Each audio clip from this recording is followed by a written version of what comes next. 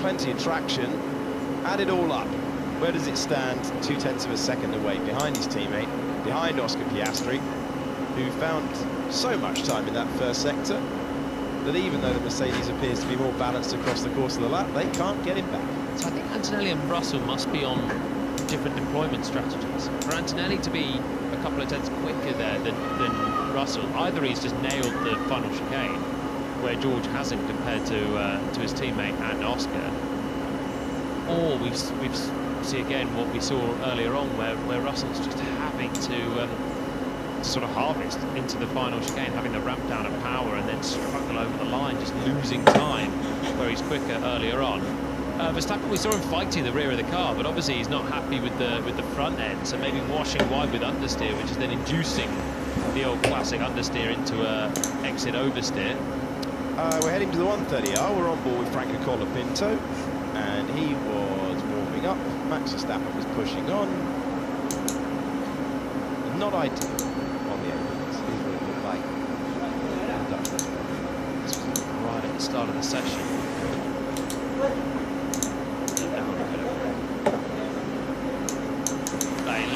这是什么意思？ We've seen a lot of impeding through the session so far. Max on a hard tyre. He's going to be more bothered about his understeer on the soft than he is about that little bit of traffic from Franco Colapinto earlier on. Okay, 28 minutes to go. Let's get another update with Alex Brundle down in the pit. Come down to McLaren just to check in on Lando Norris, who I've just seen go back out of the pit lane after doing a single out in. They came in, they checked it over, and they sent him back out onto the racetrack. So it looks like after quite a lot of investigation actually down here at McLaren, all was well with Lando. On the way, I passed a driver who we've not seen for a few minutes. Gabriel Bortoletto. 奥迪这边博托莱头好像也在修车啊。哎，兰多出来了。 Down in the garage for Audi, sub-assembly of the rear end, the gearbox, and everything else is going on mid-session for Bortoletto, which is why you've not seen him for a few minutes at Audi. Things looking much calmer now down here at McLaren. The team hanging out and looking at the first representative laps then for Lando Norris. Oscar Piastri's been doing a lot of running to try to get that car dialed in, so hopefully Norris will get a performance run in at least before the end of the session. Yeah, he tried for a lap earlier on and then aborted and came back in the pit, so I wonder if there was just a little bit more troubleshooting. Antonelli runs to the line and matches Piastri in the final sector that time, so he's showing a little bit more than his teammate in that final sector. Russell was quicker through two sectors and then dropped away. So there's a marked difference between the approaches of the two Mercedes. They're running them slightly differently to learn on a Friday night and piece together the best parts of the puzzle for tomorrow. It does mean that Piastri just hooking it all up is at the top, and we will see what Norris can do, because he's just about to come through and start a flying lap. But on the mediums, he's now well behind in terms of run plan. Yeah, into the final half hour of practice. Oh, squeak your way through. Like it's rush hour going home for Charles Leclerc. Fourth fastest at the moment. No, that was not an improvement on overall lap time. So Alex Albon's gone sixth in the Williams, ahead of Hulkenberg, ahead of Lawson as well in the Racing Bulls, and ahead of Max Verstappen, who wasn't happy with the balance. But that's a pretty tidy lap time from Williams. Sainz just 1/10 behind him as well, so not expecting huge performance improvements from them, but then they seem to have found something over the course of the day so far. More upgrades coming for Miami, but they did expect China to be very difficult for them anyway. The long corners of Shanghai was going to be a sort of outlier negatively. Hulkenberg just responds and trips Albon again, but much more encouraging for Williams. Quite an adventure into Spoon today. Will Joseph is in the right-hand side of your picture. He's the voice that you hear on the radio to Lando Norris. The pair of them have now won a world championship together as race engineer and driver. So all the time you see Will Joseph talking, he could be talking to Lando, of course, or he could be to a number of engineers in the sort of sub-team of Norris that are looking through all of the data as it's coming in live, and they'll be feeding back little bits to Will to then tell Lando as well, or to choose what to tell Lando in terms of potential improvements and what they're seeing. There's a lot of workload going on for the race engineers, and of course they've got to spot traffic and stuff as well as soon as Lando finishes his lap, and now needs to spend the next 5 kilometres looking in his mirrors to not impede anyone.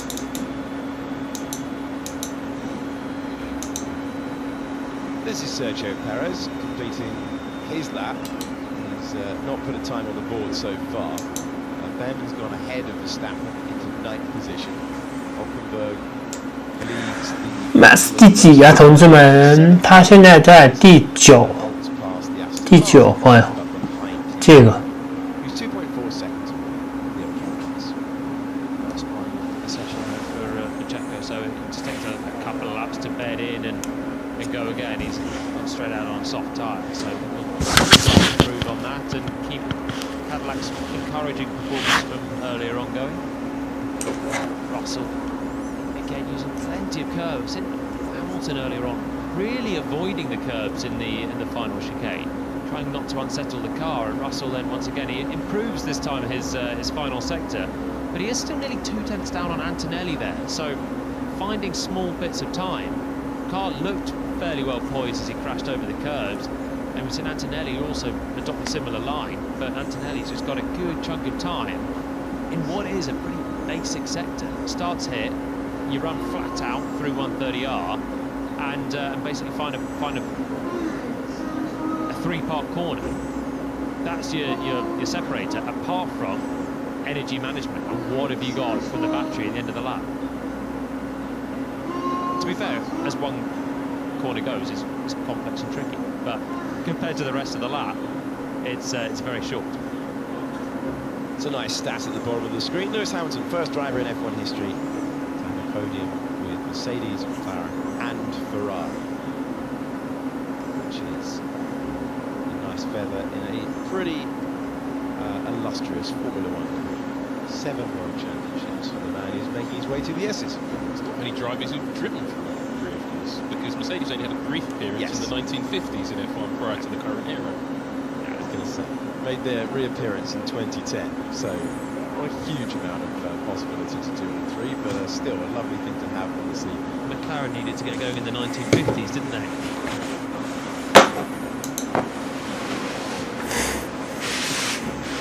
Looks like it's an improvement for Lewis Hamilton at the moment.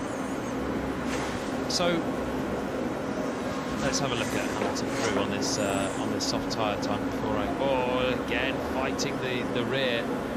Ferrari does look a bit tricky. It looks lively. It could be quick, but they're just limited with that rear axle. Hamilton once again with sort of Leclerc firing it around, all arms and elbows in the cockpit, keeping the beast on the road, and Hamilton again just losing a bit of time there in Spoon. It reminded me of the stat that Carlos Sainz got when he got on the podium for Williams. He became the 2nd driver ever to get a podium for McLaren, Ferrari and Williams. Behind indeed. What an elite group. That's a pretty good club to be part of. Lando Norris, this could be him. Whoa! Where is that? About a 5 out of 10? No. That's an 8 out of 10. That's quite a big one. It looks so much more tame from the outside shot, but on board he's got so much commitment, carrying the speed in. That's hairy for Norris. It's not Lindblad on the Lindblad scale, but it's up there. Oh, Lindblad, if you went with this earlier on, big moment at the Spoon. Got a long way into the runoff. Let's go back to the pit lane now. Decent run, decent set of performance. 诺里斯又冲出去了。他今天的车确实不太行，平衡太差了。 Working really hard on the front end geometry of these two cars. They've been trying to get over the problem that Alex Albon's been talking about with the car free-wheeling into the middle of the corners, losing grip from that inside front wheel. Now the geometry hasn't changed for this weekend, but what has is optimization of the fairings which are around the front suspension. What those fairings do is they condition the airflow as it meets the front of the car so that when it goes underneath the car, it's nicely prepared to deliver the maximum downforce. So step-by-step optimizations for Williams. They'll of course be looking to maximise the gap, to put the car on a diet mostly, try and get it down to the weight limit, but they're still trying to improve and give the drivers feel as they move into this third Grand Prix of the year. Thanks, Alex. So that's the state of play at Williams. Both Ferraris are back to the pit further down the order. And, Williams are targeting a very hectic work mode in April and to come back fighting in Miami as they try to make up the lost time after a really difficult start to the season. But Alex Albon has set the 8th fastest time. Encouraging signs for Audi, who have Hulkenberg in 7th, and they have Gabriel Bortoleto suited and booted, but the car's still on the high stands. So he's hoping for just some running in this second practice session of the day. And again, you take anything, just if it's a one run on a soft late on, just to give him a flavour for the car before they pack it down again for the night, and he can think about setup changes, or especially if you want to take a big difference in direction overnight in mechanical balance, in roll stiffness. You need to get a read for it on a Friday afternoon, really. Otherwise, the FP1 is just not as representative when the grip level's low. Even if you run a soft tyre, it's better when the track grip comes up at the end of the day. And 烂斗怎么样啊？烂斗， qualified performance will be.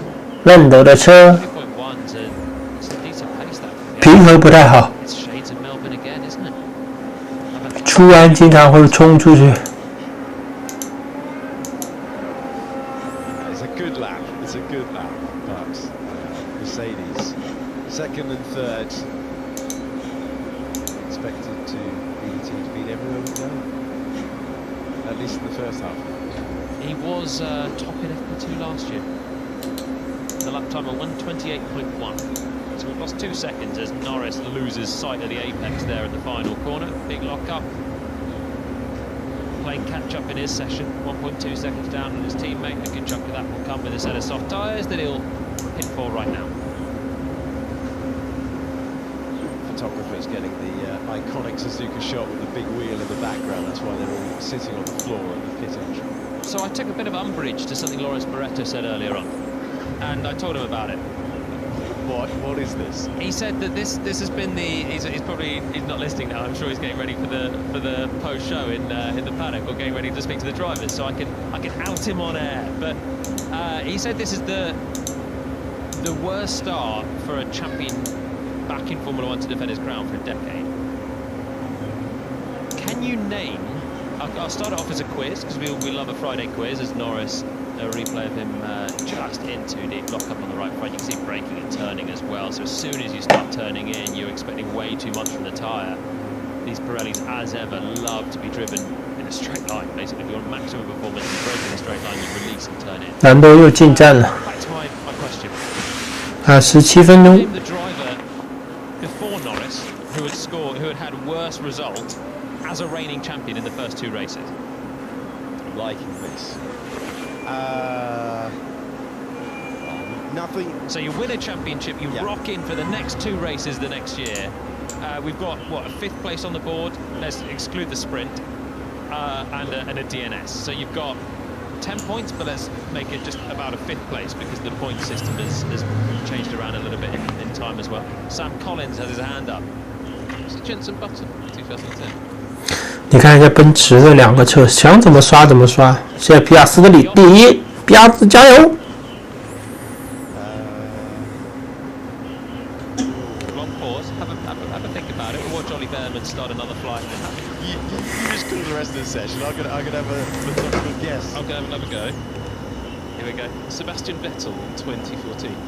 So a good honest guess, which I think is what Lawrence was thinking earlier on, but actually Vettel got a podium in his second race in 2014. Man, can I just say, production-wise, I'd be raging at you if I was Lawrence Barretto right now. He's not. I've told you he's probably not listening. I'll get a message if he is. Hopefully he doesn't play it back. He does a lot of hard graft for the team. All the stats usually, but to be fair, he defended it valiantly as a misinterpretation of what I thought. But anyway, I thought it would make a good quiz question. So it's not Vettel who was third on his second race in 2014, but a difficult year for a reigning champion that was. So it's a valiant guess. So is it Lewis in 2009? Ding, ding, ding, ding, ding. There we go. They did design him a horror show of a car, didn't they, to be fair? But he got it to third place in the first race as well. Got disqualified and then picked up a 7th place at round 2. So actually, if he hadn't have been disqualified for deceiving the stewards, it wouldn't have even been then in an absolute horror show of a McLaren that was so underdeveloped because they'd been hell-bent on winning the championship the year before. But yeah, you have to go back to Hamilton winning for McLaren, ironically, the last McLaren champion before Norris. But I feel like we're on different ends of the spectrum. I don't think McLaren's start has been so bad, but that's, I guess you have a DNS in the first 2 races, and you're always struggling. They patched that car up. It did win Grand Prix in 2009. I believe that was the first hybrid car to win a Grand Prix in Formula 1, actually. Could be. Well, because they had the Kurz, didn't they? So it was in Budapest when he launched to the lead and won a race. It was going to be them or Ferrari, but you're right. I think Budapest was before Belgium. Yeah, the Ferrari won in Belgium just ahead of the Force India, which was an amazing race, actually. Correct car from Force India. Another Fisichella reference. It's every week. It's every week. But if you're wondering, the first half of the season was utterly dominated by the Brawn team, who had a Mercedes engine but didn't run the hybrid system because it didn't fit in the back of that chassis. Oh, and there's a great documentary or two that have been made on that. One of the all-time stories. But yeah, we should give McLaren some credit because they came on strong with what appeared to be an absolute shed of a car at the start of the year that Hamilton could not defend his championship.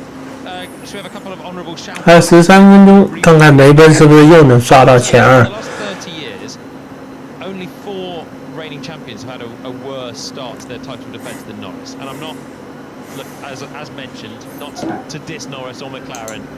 It was a Mercedes power unit part that broke for them in China, and they are more competitive than this. But I will tell you, only 4 times in 30 years has a reigning champion struggled as much in the first 2 races. Hamilton in 2009. Any other quick fires? Michael Schumacher in 2005, I will tell you. Yep. Retired from the opener and then had a 7th. So on a par with Hamilton. At the end of his glorious, the dominant year of 2004, Ferrari really fell away in 05, won only the Indianapolis 6-car race. They did change the rules to stop them. Well, they changed the rules this year as well, so...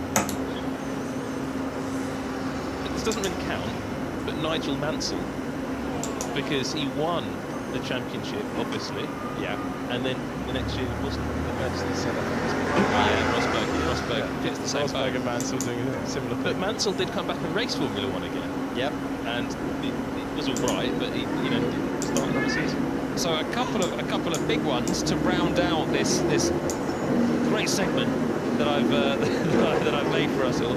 I'm sorry everyone tuning in. Just for everyone watching at home, Palmer's called this segment great. He came up with it. He produced it. Like, we started it, so I'm afraid we're going to have to finish it right now. I'm enjoying it. I don't see what the problem is. Everyone knows they press play on FP2. Gallery aren't so sure, I'll tell you that. So let me rewind you 26 years. Mika Hakkinen, the world champion of 1999. What happens at the start of 2000? He breaks down a couple of times. No points, no finishes in the first race. So it could be worse for McLaren, and that was, of course, a McLaren champion once again. And the other one, a very, very famous case from the last 30 years. This is the Nightmare one. Go on. This is Damon Hill. It's Damon Hill. This is Damon Hill's 1997 Nightmare. The 1997 stayed in, but with a different team, and that team, of course, was Arrows, and they were nowhere in 97 for a long time, but they nearly won a race as well in Budapest. He's actually got a spreadsheet for this. This is going to be a thing. Yeah. I made a couple of notes because I wanted to do a very thorough quiz, and there ends the quiz. There you go, guys. Well done. 4 points to Alex Jakes. We will be speaking to the 1996 World Champion Damon Hill, who secured his title here. 30 years ago in our build-up to FP3. We will probably not be asking him about his struggles to qualify the Arrows in the Australian Grand Prix that followed it. Yeah, it's an amazing section of his book where he talks about the fact that he just beaten Jack Villeneuve to the title in the previous Grand Prix, and then he was something like 5-6 seconds off the back of it. Yeah, so all of those are a very different tale of woe. Of course, all of those stats could have been held into insignificance had Oscar Piastri won the title last year, and you would have unfathomably had a season where the reigning champion not only didn't have a fifth in a DNS, but had a double DNS to start the year, which would have gone down as an all-timer for a reigning champ. But lo and behold, Oscar was pipped at the post, and the stat stays with a joint of Hakkinen and Damon Hill after 2 races. Oscar Piastri last starting a Grand Prix on the 7th of December. What a strange old time it has been for the Australian driver. Gabriel Bortoleto in the session. Well done to Audi. A lot of hard work to get him back out there. Any lap will do, though. Any lap is useful. And they're pleased with their effort to get some running under the green light. We've got 9 minutes to go in the session. And that was very intense down in the Audi garage. They're pleased with their efforts. Yeah, and so they should be, because Bortoleto will start a flying lap with Max Verstappen hunting him down towards turn 1. Is he going to pass his mate? No, he's not. So Bortoleto will at least start a flyer, but he has got a load of traffic ahead as he squirms his way through the exit of turn 2. But as I said before, these are crucial laps to learn. So he's bolted a soft tyre on straight away just to give him a look at qualifying, and you can see he's way over the limit of the car as he's just trying to figure out what grip it's got at this late stage of Friday's running. You've just got to give it 100%, and if you end up at 105, you'll end up scrappy, which is a bit where we're at here with Bortoleto. But there's no point in underdriving it, because you have to find your limitation, and he's going to find a load of traffic here as we head towards the left-hand hairpin. And these guys won't get out of the way because they're all on their own long runs. They don't have to yield if they're pushing. That Audi looks like it's running pretty low as well. Huge amount of sparks coming off the base of it. It's where the titanium skid blocks hit the surface of the road, kick out those sparks. Why have we got titanium skid blocks? Well, sparks look cool. That is actually Norris, personal best, sector 1, left-hand side of your pitch. That was Bortoleto, by the way, flying past Lawson, who was in race mode, versus Bortoleto with overtake enabled on a qualifying mode, just absolutely drilling in there. He backs off, obviously realising there's more traffic ahead, and will desperately, I'm sure, be on the radio now, trying to find a clear bit of space, which is what Will Joseph and Lando Norris have managed to do a little bit better, as Lando gets his first crack on a set of softs. 1.2 seconds down at the moment, but should find a good chunk of that with the softer rubber. Very rubbered in track, and he's got clear space to close out the lap as well.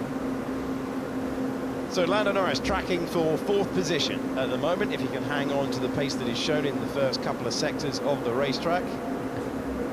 Taking a long way around the chicane there. That did not seem to be the quickest he's ever gone through there, but he does go over the line and he does go 4th. There's an array of different lines through the chicane. If you bounce over the curbs, it obviously unsettles the car. If you go around it, you do more distance, you've got to do more turning, and so theoretically you've got to go at a lower apex speed, and somewhere in between it you've got the perfect balance of curb riding, tyres on tarmac, and grip. So we're seeing a lot of differences. Norris looked like he was fighting oversteer as he launched off that final part and tried to get the power down. Bortoleto's done it once through the pit, so I wonder if that was a guys, loads of oversteer, let's just do a quick front flap change and we'll go again to find a balance as best we can for a sensible feel. Or was it just come through the pits and we'll find you a good bit of space, because it looks like he's now out into loads of it. He can back into Ollie Behrman and get a good run. George Russell continuing his afternoon's work as we make our way to 4 o'clock local time. He's currently 3rd in the order. But Mercedes, against all expectations, find themselves behind McLaren. And the gallery have asked me to ask you, is this a return to form for McLaren? 奔驰开始发力了，朋友们。Mercedes-Benz 开始发力了。I'll bring you the answer this time tomorrow. We'll find out after FP3. 阿塞尔现在还是用黄胎在刷。 Bullish about champs for this year. 我感觉在黄胎能刷掉皮亚斯的里， Not the fastest car. They're 看看到底怎么样。 in the first 2 races, but they are confident in their ability to understand the car, get on top of it, even what they've got now. Understand the power unit, which has been a big limitation of theirs. 哇 even though they 差了这么多，差了4秒。 They have a far lesser understanding of the power unit than Mercedes, who give the power unit. So it's probably logical that would be the case. But they are thinking that they're going to be able to outperform us efficiently and be maybe the form team still this year. And maybe there is a sign that they've already understood it and they're not going to be as fast as Mercedes. 林德布拉德今天没出来跑， I wouldn't write off 2练没有跑， chassis development and having the unexpected 在批房呢，在修车嘛他。 quite favourable to the McLaren team because it means there's not a bunch of races between now. You've got Miami, Canada, a couple of sprints, Monaco, which is always a weird one, and then we're into June. Crucially, it's in the summer where the aerodynamic testing allowance resets. So if you're way down in the Constructors' Championship, you suddenly get a chunk of wind tunnel and CFD time.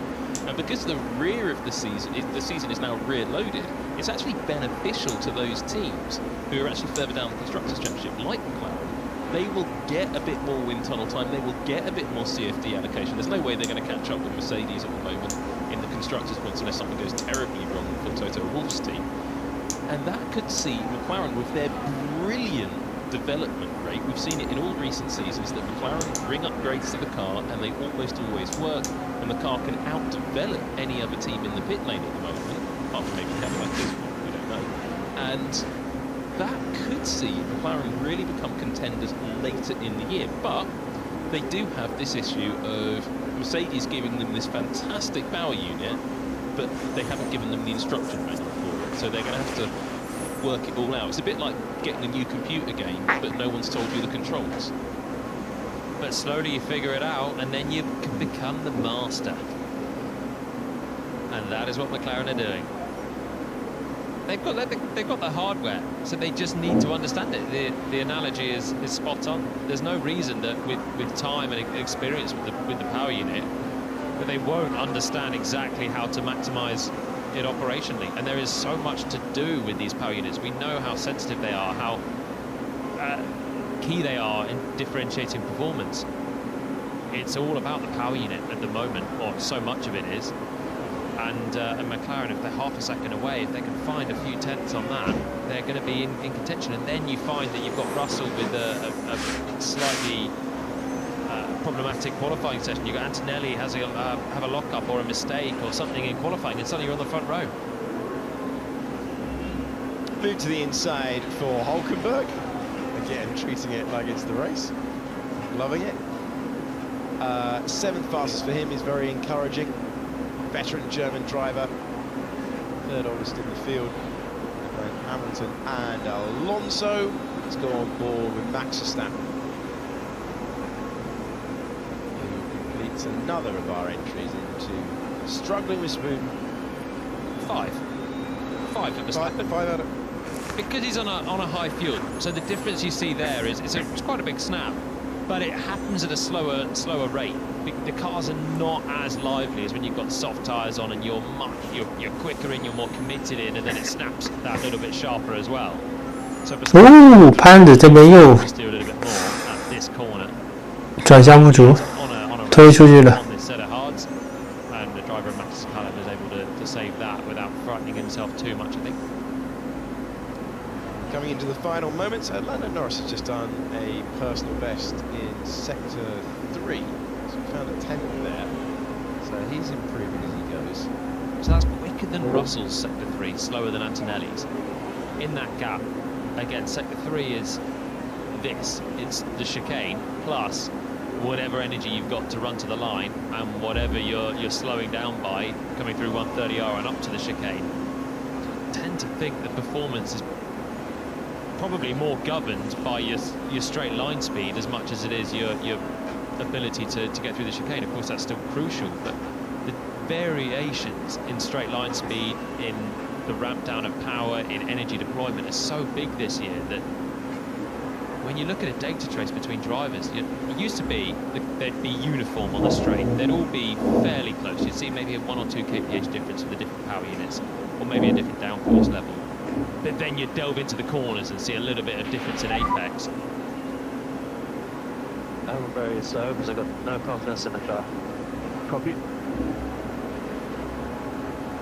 I'm not surprised. The Ferraris look like it's been wanting to fire both drivers off into the scenery, hasn't it? 给我看困了，太无聊了，今天这个恶劣。 In the long run as well. Plenty for to get on top of that. 最后20秒， Yeah, on the data, it used to be all about 皮亚斯里居然是第一，很好。 zoom in and figure it out as we get a 2 out of 10 for Norris, still on the soft tyres, so it was pretty zippy, but bailed out of it quickly.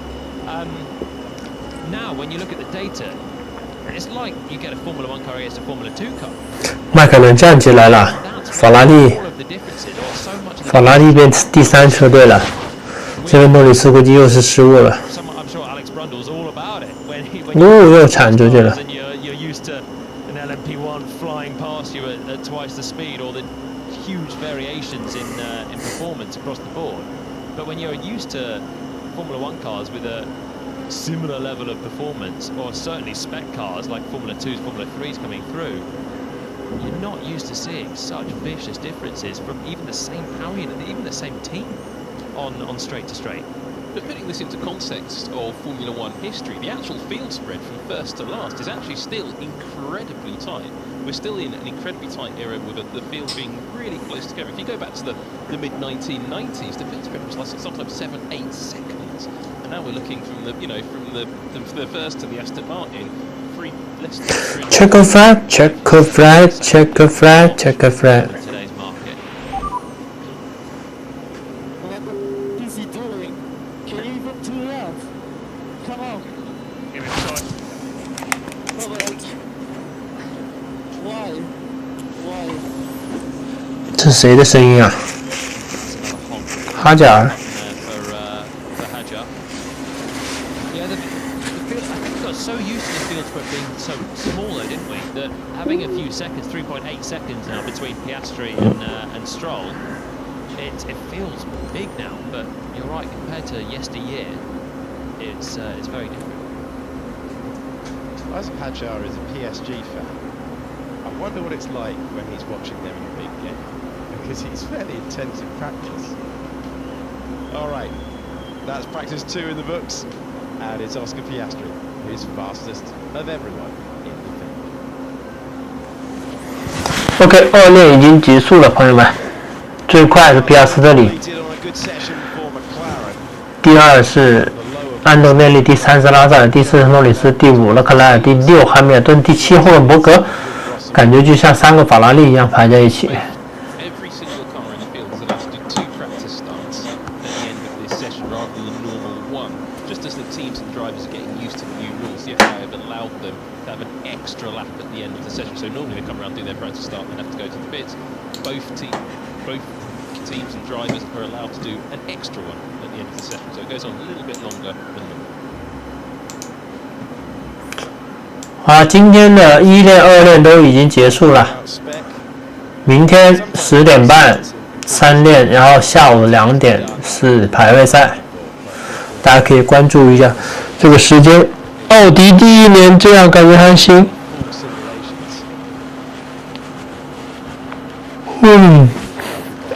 奥迪说什么他也是买了索伯的车队啊，他不像凯迪拉克直接是全金进来的，起码有索伯底蕴在那里。这边你们还没结束啊？他们还要跑一个起跑的测试练习。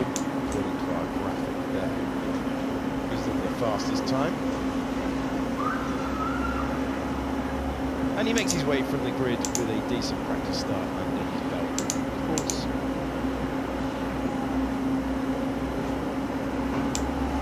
Practice starts being completed at the end of a busy day. 为什么我的 F1 TV 用不了了？ Contained lots of action on track, and the McLaren fastest. Oscar Piastri with a 1:30.133 to time on the board. Antonelli less than a tenth of a second behind. George Russell 2/10 of a second in the rears. Lando Norris, hydraulic issue, interrupted a lot of his earlier running. He was half a second off the back of his teammate playing catch up. Gabriel Bortoleto was finally into the action. Didn't get many laps, but officially did get into the competition. Let's take you through the full order then at the end of the second hour of practice. It's a McLaren out front, and the two Mercedes in second and third. Oscar Piastri with the benchmark time of the day. Antonelli, then Russell, then Norris and Leclerc, and Hamilton and Ferrari looking lively for both drivers. Hulkenberg finds 7th, Albon in 8th place ahead of Behrman, and Max Verstappen in 10th place, 1.3 seconds off the pace in his Red Bull. The next page begins with Esteban Ocon ahead of Liam Lawson, then it's Carlos Sainz ahead of Pierre Gasly. Isaac Hadjar is 15th for Red Bull, at 3/10 away from his teammate's effort. Bortoleto in 16th, then Colin Bottas and Alonso. Sergio Perez was in 20th place. Lance Stroll in 21st, and Albon Lindblad did not set a time. He had an issue with the gearbox. 不会的 Sam 呀。 Collins and to Jolyon Palmer. It is a McLaren on top against expectations. That continues again after FP3 tomorrow. We could be in for a very entertaining weekend. Down to the paddock. Thank you very much, Alex. We're back in the lovely sun, and another Alex alongside me. You've called off a little bit from the pit lane, and we're ready to debrief. Oscar Piastri, top of the timesheets. I know it was close. Kimi Antonelli less than a tenth behind, but dare I ask, are McLaren finding a bit of performance there? Are they back? Well, I'd have lost money on it. That's for sure. It looks like they're much stronger, doesn't it, McLaren? Like they've got their head around the power unit. 好了，今天265结束了，我们就明天再见，拜拜。